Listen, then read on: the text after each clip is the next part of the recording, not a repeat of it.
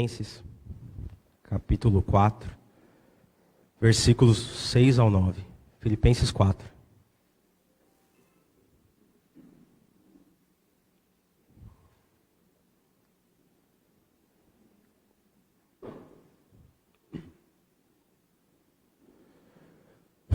Filipenses 4, 6 ao 9.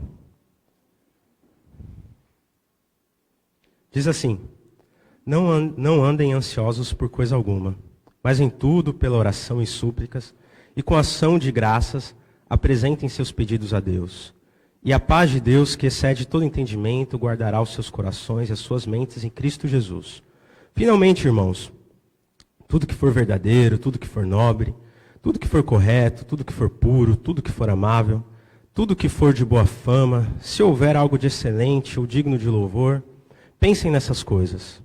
Tudo que vocês aprenderam, receberam, ouviram e viram em mim, ponham-no em prática, e o Deus da paz estará com vocês. Amém? Eu gostaria de falar, irmãos, sobre ansiedade. Ansiedade, dizem que é o mal do século, né? Mas Paulo, naquela época lá, já falava sobre ansiedade. Ansiedade é algo que permeia o nosso meio. Acredito que todos já sofreram com ansiedade. E como o cristão deve agir, se portar diante da ansiedade? A ansiedade é um termo geral para vários distúrbios. Medo, nervosismo, insegurança, nervosismo. Fiquei ansioso, é engraçado, né? Eu vou falar sobre ansiedade e fiquei ansioso. Eu falei, acho que eu vou pregar para mim mesmo. Mas é assim que a ansiedade funciona. Ansiedade, irmãos, para alguns é um ciclo de sofrimento, ele não acaba, é um ciclo. Fica permeando. A pessoa sai de um ápice de ansiedade e volta novamente e fica nisso. Ansiedade é estar dividido entre vários pensamentos. Você não sabe o que pensar. Uma hora seu pensamento está para o sul, outra hora está para o norte. Uma hora você acha que vai fazer uma coisa, outra hora acha que vai fazer outra. Você não tem um pensamento coerente. Isso traz sintomas para a gente. Dores, falta de sono, irritabilidade, pensamentos incoerentes. Irmãos, o sintoma da ansiedade, ele acontece porque o nosso cérebro ele nos avisa de um perigo. Que muitas vezes esse perigo não existe, mas ele acha que tem. Na natureza faz sentido. Se é um gnuzinho lá, está na África, aparece um leão na sua frente.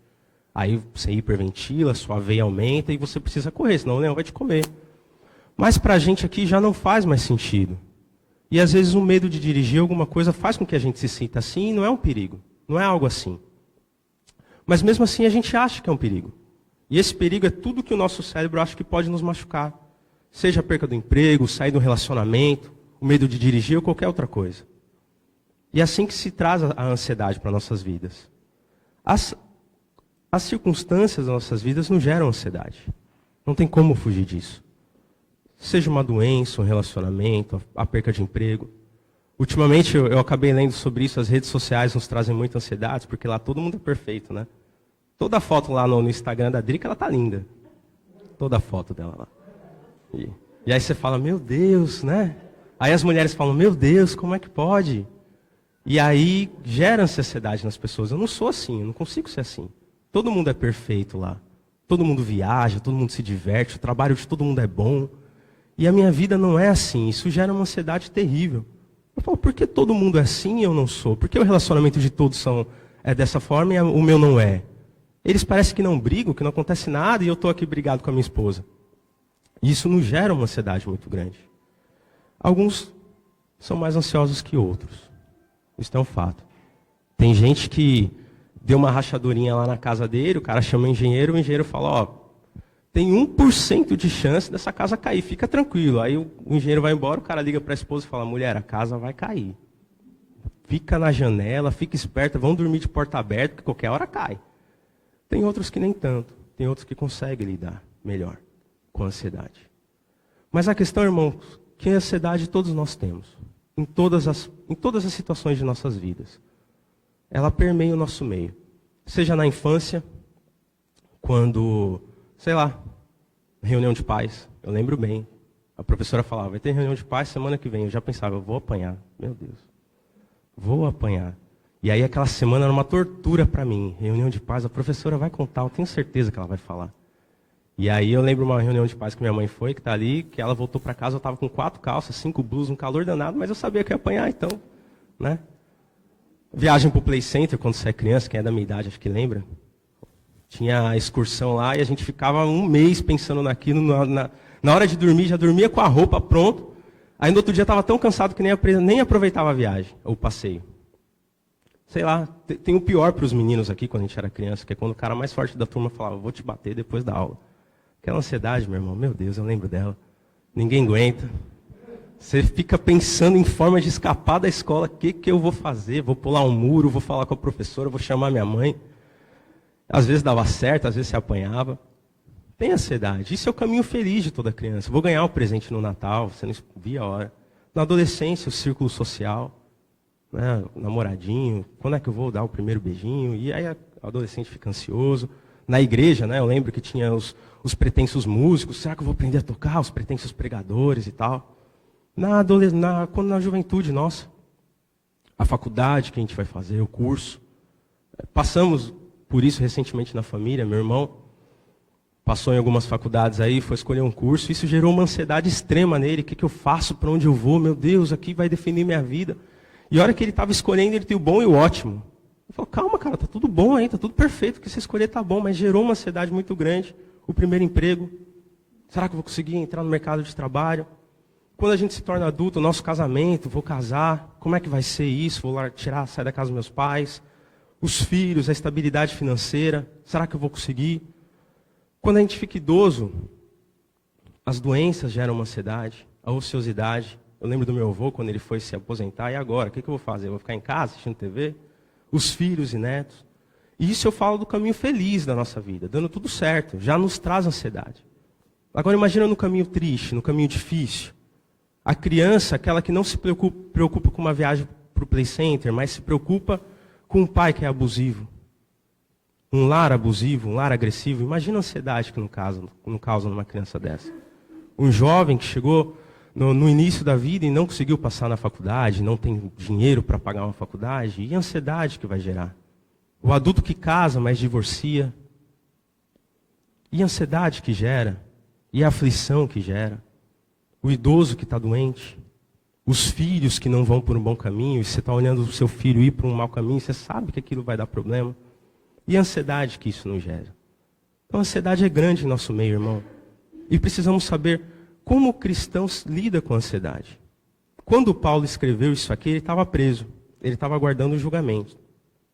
E mesmo assim, ele estava ensinando o povo de Deus a lidar com essa ansiedade. A ansiedade, irmão, eu entendo, lendo Paulo, algumas cartas, que ela é incompatível com a confiança em Deus. É claro que eu não posso dizer que toda ansiedade é pecado, eu seria leviano em falar isso. Existem várias situações que trazem ansiedade. Mas para um cristão, geralmente, ele está com um pouquinho de falta de confiança em Deus. George Miller, o pastor já citou ele aqui várias vezes, um grande homem de Deus, disse assim: onde a fé começa, a ansiedade termina. Onde a ansiedade começa, a fé acaba. E lendo algumas palavras aqui, me preparando para falar com vocês, eu acabei percebendo isso. Claro que nem toda vez é assim, várias vezes precisa sim falar com alguém. O pastor Jean poderia dizer muito melhor isso aqui, mas algumas vezes sim é falta de fé, é falta de comunhão com Deus. Às vezes, irmãos, nós nos esquecemos da grandeza de Deus. As coisas acontecem, o dia a dia vai acontecendo, você está tão focado aqui no material, nas coisas humanas, e você esquece que tem um Deus grande aí. Seu problema no trabalho, situações na família, você esquece, você simplesmente esquece. Você esquece que você tem um refúgio e fortaleza, você esquece que você tem um Deus que está contigo. E a vida vai seguindo, e você esquece. Às vezes nós olhamos para Ele, mas a gente acha que a gente pode resolver a situação. Não, isso aqui não precisa apelar para Deus, não. Tem pessoa que é soberba, eu já vi isso. Eu não preciso falar com Deus, isso aqui eu resolvo. Isso vai gerando ansiedade, porque a pessoa não resolve, vai entrando nesse ciclo. E não, Deus, não preciso. Eu resolvo essa situação aqui. E às vezes, nós achamos que Ele não está nem aí para a gente. Que o Senhor não está velando por nós. Eu tenho um amigo que é assim, ele é meio fatalista nas coisas assim. As coisas acontecem, Deus, beleza, Deus assim quis. Mas irmão, ora, pede a Deus e tal. Não, Deus assim o quis. Para que ele vai cuidar de mim nesse sentido? Para que ele vai... Deus já me salvou, já está bom demais. Ele é bem fatalista nisso, ele acha que o Senhor não está velando por ele, que não há um cuidado diário de Deus na vida dele. Às vezes eu fico pensando o que passa na mente dele para ele ter esse tipo de sentimento, mas ele simplesmente se acomoda, e é isso e pronto. E eu vou seguindo a minha vida assim. Mas, irmão, pede a Deus, o Senhor intervém. Deus está lá no céu, meu irmão, cuidando de tanta coisa. Já me salvou, para que ele vai cuidar disso? Um erro grande, porque o nosso Deus é um Deus pessoal e cuida de cada um, né? Mas ele ainda não compreendeu isso. Estou orando para que um dia ele compreenda. E graças a Deus o modo dele agir e de falar vem mudando. O problema nosso, irmão, da ansiedade, do cristão com ansiedade, é que a gente não consegue saber o que vai acontecer daqui a 5 minutos. Eu não sei. Pode ser que eu me engasgue aqui com a água, eu não consigo nem acabar de pregar. Pode ser que aconteça alguma coisa hoje, todos os meus planos por dia não aconteçam. A gente não sabe o que vai acontecer daqui a 5 minutos. A gente não sabe o que vai acontecer ali na curva, ali adiante. Isso foge de nossas mãos. Eu lembro uma vez o André falou comigo, ele compartilhou comigo, que acho que quando ele estava estudando, não lembro direito, ele se sentia muito frustrado, porque ele não conseguia um trabalho, não conseguia sustentar a casa, acho que a Elaine estava sustentando na época e tal. E ele se sentia extremamente ansioso e frustrado. Imagina se ele soubesse que 5 anos depois, sei lá, com o tempo que passou, ele estaria na condição que está. Será que naquela época ele se sentiria assim? É claro que não. Se Deus quisesse ter se apresentado a ele falando, cara, calma, olha como você vai estar daqui a um tempo. Todo esse sentimento dele teria saído. Mas assim Deus não o fez. Por algum motivo, talvez algo nessa caminhada, Deus ensinou para ele, com certeza. Mas se Deus pudesse falar, cara, daqui a 5 anos você vai estar rico. O André é o cara mais rico que eu conheço. Você vai estar rico, você vai estar com um Uno bombado aí, você vai estar bem, cara. Eu tenho certeza que aquela frustração, aquele medo, aquela angústia, teria acabado na hora, mas assim Deus não faz. E o Senhor tem um propósito nisso. E o propósito é a nossa comunhão com Ele. E como o cristão deve proceder em relação a isso? Irmãos, no versículo 6, diz assim: não andem ansiosos por coisa alguma, mas em tudo, pela oração e súplicas, e com ação de graças, apresentem seus pedidos a Deus. 1 Pedro, gostaria que os irmãos abrissem. 1 Pedro 5, versículos 6 e 7, por favor.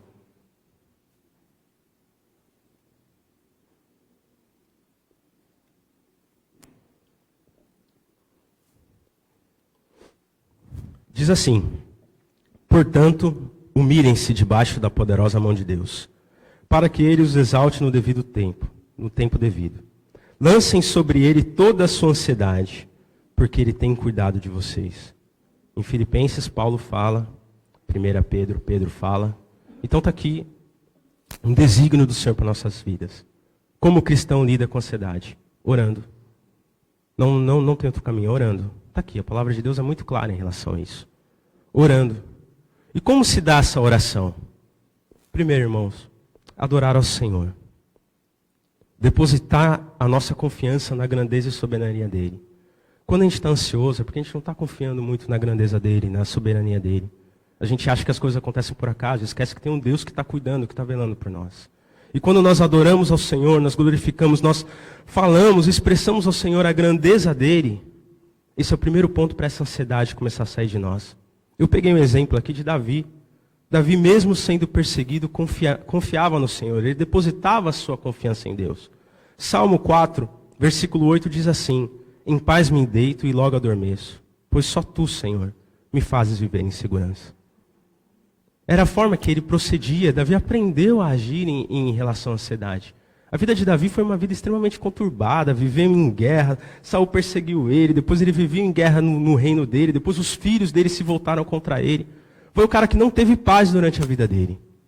E mesmo assim ele podia dizer assim: em paz me deito e logo adormeço, pois só Tu, Senhor, me fazes viver em segurança. Davi, quando nós vemos os salmos de Davi, ele exaltava o Senhor o tempo todo.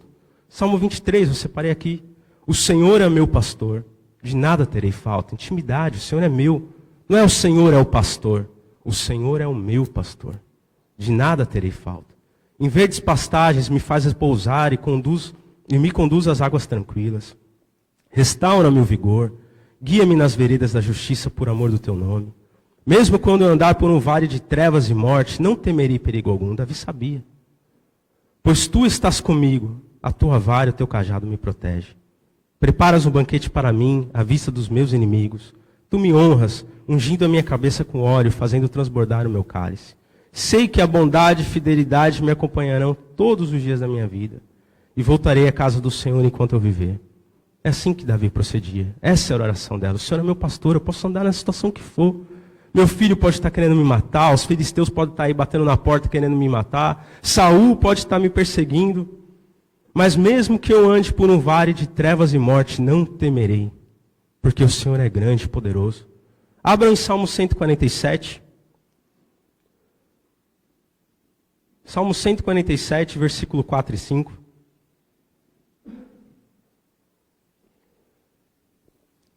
A grandeza do Senhor era sempre exaltada.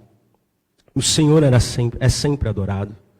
Diz assim: Ele determina o número de estrelas e chama cada uma pelo nome. Grande é o nosso soberano e tremendo, é o seu poder. É impossível medir seu entendimento. Em todo momento ele adorava a Deus, ele glorificava ao Senhor, ele exaltava o Senhor. Isso trazia para ele o quê? Olha o tamanho do meu Deus, mediante essa situação que eu estou vivendo, não é nada. Ele é muito maior do que isso, é um Deus que vela por mim. Salmo 91, a gente não sabe quem escreveu direito, se foi Davi ou foi Moisés, mas tanto faz porque os dois viveram por situações parecidas. E diz assim: aquele que habita no esconderijo do Altíssimo e descansa à sombra do Todo-Poderoso pode dizer ao Senhor: Tu és o meu refúgio, a minha fortaleza, o meu Deus em quem confio. Ele podia dizer isso ao Senhor. Hoje nós também podemos dizer isso ao Senhor. Quando a situação de ansiedade vir, irmão, dobre seu joelho e comece a adorar o Senhor, engrandecer. Fala: Senhor, o Senhor é poderoso sobre todas as coisas. O Senhor é o meu pastor. Estou passando talvez por um vale de trevas, de sombra de morte. Mas o Senhor está comigo. Eu sei que o Senhor vai me tirar dessa situação. Porque o Senhor é aquele que vela por mim. O segundo ponto, irmão, é suplicar ao Senhor. Contar onde dói. Contar os medos, as preocupações. Deus os sabe, mas assim Deus os quis que a gente falasse. Deus sabe, Ele sonda o nosso coração, Ele sabe o que está acontecendo com você, não se preocupe. Mas Deus quis que nós conversássemos com Ele, foi assim que Ele designou. Então fale para Ele, busque socorro, suplique ao Senhor, às vezes com lágrima, igual o irmão, o presbítero André falou aqui nas orações. Sansão, ele clamou ao Senhor no momento dificílimo da vida dele. Juízes 16 diz assim: Sansão orou ao Senhor, ao soberano Senhor: lembra-te de mim. Ó Deus, eu te suplico, dá-me forças, mais uma vez, e faze com que eu me vingue dos filisteus por causa dos meus dois olhos. Sansão ali estava preso, humilhado, machucado, sendo torturado, extremamente ansioso, eu acredito, não sabia o que ia acontecer. Será que esses caras vão me matar? Será que eles vão continuar me torturando? O que vai ser do meu povo? Porque quem protegia o povo dele era ele, né? O que vai ser do meu povo agora? Os caras vão arrebentar tudo, porque não tem ninguém mais lá. Eu era que protegia, vão matar todo mundo. Imagina a ansiedade que permeava o coração de Sansão. Imagina a situação que ele estava. Um homem extremamente orgulhoso, acostumado de ser o mais forte de todos e ser o centro das atenções. Agora sim estava sendo o centro das atenções, mas da pior maneira possível. Amarrado, sendo motivo de chacota, machucado. E mesmo assim ele ousou clamar ao Senhor. Ele suplicou a Deus. Ele não sabia a resposta que Deus ia dar. Ele sabia que ele tinha errado muito. Ele sabia que ele tinha vacilado. Ele sabia que ele tinha jogado fora a comunhão que Deus tinha dado com ele. Mas mesmo assim, esse homem ousou orar ao Senhor. Ele ousou suplicar. E a palavra de Deus diz que o Senhor ouviu a oração de Sansão. E devolveu-lhe as forças. E Sansão cumpriu o propósito dele. O propósito que o Senhor tinha dado para ele. Irmãos, às vezes nós nos colocamos em situações. E aí eu entro naquele ponto, às vezes acho que Deus não está olhando por nós. Porque nós mesmos nos colocamos. Mas aqui está um exemplo na Bíblia que um homem que se colocou nessa situação, e ele ousou clamar ao Senhor. E o Senhor assim o respondeu. Talvez hoje seja o dia de você ousar clamar ao Senhor. De você entender, eu me pus nessa situação. Mas eu vou clamar ao Senhor. Eu vou orar a Deus. Eu vou pedir a Ele, porque é o Senhor que vela por mim. Josué, capítulo 10, conta também que ele clamou ao Senhor. Diz assim, a partir do versículo 12. No dia em que o Senhor entregou os amorreus aos israelitas, Josué exclamou ao Senhor, na presença de Israel: Sol, pare sobre Gibeon. e você, ó lua, sobre o vale de Aijalão. O sol parou e a lua se deteve, até a nação vingar-se dos seus inimigos. Como está escrito no livro de Jazar: o sol parou no meio do céu e por quase um dia inteiro não se pôs. Nunca antes nem depois houve um dia como aquele, quando o Senhor atendeu a um homem. Sem dúvida, o Senhor lutava por Israel. Aqui Josué estava no meio de uma batalha enorme. 5 reis tinham se levantado contra ele. E ele clamou ao Senhor. Humanamente olhando, 5 reis vêm contra um, é bem difícil a situação, né? Mas Josué, ele clamou ao Senhor. Eu imagino a ansiedade que gerou também no coração de Josué. Eles viajaram a noite toda para ir para essa batalha, e chegou lá e ele ousou clamar ao Senhor. E o Senhor ouviu a oração dele de uma forma tão grande que parou o sol. O sol não se pôs. E quantos outros na Bíblia aconteceram isso? Aquela mulher que perdeu seu filho, e pelo caminho ela ia e perguntava: como é que você está? Não, está tudo bem, está tudo certo. Como você está? Não, está tudo bem, está tudo certo. Quando chegou perto do profeta: meu filho morreu, faz alguma coisa. Por favor. Imagina a ansiedade no coração daquela mulher, o filho dela, o marido já idoso. Faz alguma coisa. Ousou clamar e o Senhor ouviu a oração dela. Aquele rei que foi acometido por uma doença, e chegou o profeta e falou: cara, você vai morrer, já era, põe sua casa em dia, valeu.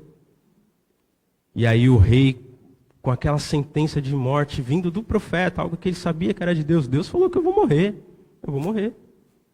Ele ousou suplicar ao Senhor, virou-se e pediu ao Senhor, lembrou-se das coisas que Deus tinha feito, falou para Deus: Senhor, andei em retidão, eu fiz o que lhe era bom aos teus olhos, me ajuda.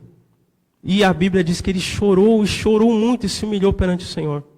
E aí o mesmo profeta que foi lá dar a sentença de morte, Deus falou com ele, o profeta voltou e falou: olha, porque você suplicou ao Senhor, Deus está te dando mais 15 anos. Ele ousou suplicar ao Senhor. Ouse, irmãos, suplicar, ouse orar, ouse falar com Deus. Fala com Ele onde dói, fala com Ele o que está acontecendo. Fala com Ele onde é ferido, onde está machucando. Diz para Ele. Faça alguma coisa. Não fique nesse ciclo, não fique dessa forma, andando desse jeito. Faça algo. Adore ao Senhor e fala: Senhor, eu preciso que o Senhor transforme minha vida. O terceiro ponto, irmão, são as ações de graças ao Senhor. Agradecer sempre a Deus, independente da situação que você está passando. E trazer à memória tudo aquilo que o Senhor fez. Eu entendo que isso é um antídoto para as preocupações. Senhor, eu sou grato ao Senhor. Sou grato a Ti. E obrigado, meu Pai. Porque naquela época eu estava naquela situação e o Senhor me livrou. Obrigado, Senhor, porque aquela vez aconteceu isso, eu orei e o Senhor me livrou. Obrigado, porque aquela vez eu estava sem emprego, orei e o Senhor abriu a porta. Obrigado, Senhor, porque eu lembro quando eu era criança, eu pedi ao Senhor um negócio tão bobo e o Senhor ouviu a minha oração. Obrigado, Senhor, porque da mesma forma que o Senhor agiu antes, o Senhor vai agir hoje. Tenha ação de graça. Seja agradecido ao Senhor. Salmo 118 diz assim: deem graças ao Senhor, porque Ele é bom. O seu amor dura para sempre. Versículo 5: na minha angústia clamei ao Senhor, e o Senhor me respondeu, dando-me ampla liberdade. O salmista estava lembrando, na minha angústia, lá, quando eu estava angustiado, eu clamei ao Senhor. E o Senhor me respondeu, dando-me ampla liberdade. Irmãos, nós não podemos ser como o povo de Israel lá no Egito. Aquele povo lá, eu não sei, parecia que era desmemoriado, parecia que se esquecia das grandezas do Senhor. A Bíblia diz que quando eles atravessaram lá o mar, estavam no deserto, eles começaram a reclamar porque não tinham o que comer. Eu gostaria que os irmãos abrissem comigo Êxodo, capítulo 16, do versículo 3 ao 4.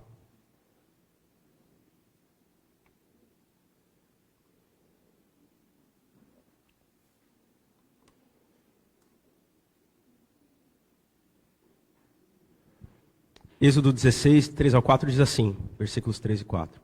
Disseram-lhe os israelitas: quem dera a mão do Senhor nos tivesse matado no Egito. Lá nós sentávamos ao redor das panelas de carne e comíamos pão à vontade. Mas vocês nos trouxeram a este deserto para fazer morrer de fome toda esta multidão. Disse, porém, o Senhor a Moisés: eu lhes farei chover pão do céu. O povo sairá e recolherá diariamente a porção necessária para aquele dia. Com isso os porei à prova para ver se seguem ou não as minhas instruções. Esse povo aqui, eles tinham visto a grandeza de Deus de uma forma que provavelmente nós nunca veremos. Eles viram as pragas, eles presenciaram tudo o que aconteceu, um marzão gigante se abrindo, eles passaram, chegaram lá do outro lado, viram a grandeza de Deus de tantas formas, tantos livramentos. E aí quando a fome veio, a primeira coisa que eles fizeram foi murmurar e começar a reclamar. Deus fez tudo aquilo lá para matar a gente aqui. Eles não davam ação de graças por nada. Se fosse um povo verdadeiramente convertido, ia falar, não, dou graças a Deus, porque o Senhor que nos fez atravessar o mar também nos vai dar comida. Qual que é mais difícil? Parecer um bichinho lá para a gente comer ou abrir um mar? Mas não, eles faziam o contrário. Não, o Senhor vai nos matar aqui. É isso, pronto. Quem dera a gente estivesse lá como escravo, apanhando dos egípcios ainda. E aí o Senhor ouve e fala, vou fazer cair pão do céu. E hoje mesmo, hoje à tarde, vocês vão comer carne, gente. Fiquem tranquilos. Aí vem um monte de codornizes lá e os caras comem carne. No outro dia, será que vai cair pão do céu mesmo? Meu Deus do céu, será que Deus é muito misericordioso? Porque se fosse eu, já... Cai pão do céu. Aí os caras vão lá, pegam o pão. Aí Moisés fala, ó, pega só para hoje, não pega para amanhã. Deus vai nos suprir todos os dias. Aí o que os caras fizeram? Senhor, muito obrigado, o Senhor nos deu carne ontem, pão hoje, estou de boa, amanhã vai vir mais. Não, pegaram mais. Aí no outro dia, acorda, amanhece podre aquele negócio. Aí Moisés, pega só o de hoje, gente. Aí o que os caras fazem? Pega o de hoje e de amanhã. E assim vai. Aí chega no sexto dia e fala, ó, hoje sim, vocês pegam de hoje e de amanhã, porque amanhã não vai aparecer mais. Amanhã é dia de descanso. Deus vai dar um dia para vocês descansarem. Vocês não vão ter o trabalho nem de ir do lado de fora e pegar um pãozinho que caiu do céu. É para ficar tranquilinho. O que os caras me fazem? Pegam de hoje, pegam de amanhã e de manhã cedo me sai para buscar mais. Deus é muito misericordioso. Porque se fosse eu, não sei, que eu já mandava um raio, já acabava com tudo e pronto. Já acabou-se a Bíblia, o restante já acabou. Poxa, eles não lembravam de nada, eles não davam ação de graças por nada, eles não confiavam em nada no Senhor, em nada, nada, nada. Não achavam que Deus ia derramar, então vou guardar. E no outro dia que fala, cara, Deus vai dar, fica tranquilo, eu vou lá buscar. Era um povo que não dava ação de graças ao Senhor. Esse povo não se lembrava do que Deus fazia. Que a gente não venha ser assim não, irmãos. Que a gente venha dar ação de graças, suplicar, orar, adorar a Deus. E falar, Senhor, da mesma forma que o Senhor agiu na minha vida, o Senhor vai continuar agindo. Da mesma forma que o Senhor agiu na vida do presbítero André, transformando a situação dele, eu creio que o Senhor pode agir na vida da Elaine. E assim como a igreja, a gente vai nos sustentando, confiando no Senhor, dando ação de graça. No versículo 7 fala da paz de Deus, para terminar. A paz de Deus que é um guarda em nossos corações. Essa é a resposta direta à oração. Esse guarda que vem aos nossos corações. Só é experimentado por aqueles que são de Cristo. Os que não são, não têm essa paz. Isso aqui é destinado à igreja. A igreja que ora, que suplica, que entrega, que tem ação de graça, que adora ao Senhor. Essa paz de Deus vem como guarda. E esse guarda é um guarda mesmo, como se fosse um guarda, que é uma ideia de algo militar. Assim, um cara lá postado lá na frente da cidade. Na nossa igreja tem os diáconos, está ali o Leonildo ali. Ele está na porta, ele é o guarda. Extremamente forte, viril ali. É ele ali. O Senhor fala que vai colocar um Leonildo na porta do seu coração. É isso. Leonildo não, né? Porque se precisar correr, né, negão? Não vai dar. Mas o Senhor vai colocar um guarda na porta do seu coração. Essa é a resposta de Deus para nossas vidas. Esse guarda, ele nos protege. Da mesma forma que o Leonildo está ali, qualquer coisa que acontecer ali fora, não preciso me preocupar. Porque eu sei que ele vai me resolver. Ele vai resolver. E que no mundo espiritual existem anjos aqui ao redor guardando a igreja. E eu sei que nós estamos guardados pelo Senhor e os anjos ministradores dele. Da mesma forma, o Senhor coloca um guarda em nossos corações. E nos protege. E quando a ansiedade vem, a situação vem, esse guarda se porta e fala que não. Esse coração é de um lavado, de um remido. Esse coração é de um santo varão, de uma santa varoa guardada por Deus.